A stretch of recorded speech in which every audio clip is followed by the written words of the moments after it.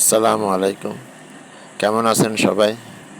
আজকে নতুন একটি ভিডিও নিয়ে আসলাম, কিভাবে ফেসবুক পেজ বা আইডিতে মাস্টার কার্ড অ্যাড করবেন। চলুন দেখি স্টেপ বাই স্টেপ। প্রথমে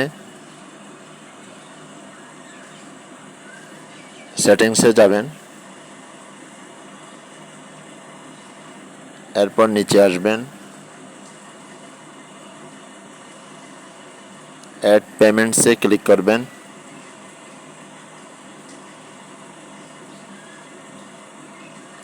এখানে আমার মাস্টার কার্ড অ্যাড করা আছে। আপনারা মাস্টার কার্ড অ্যাড করার জন্য অ্যাড পেমেন্ট মেথডে ক্লিক করবেন,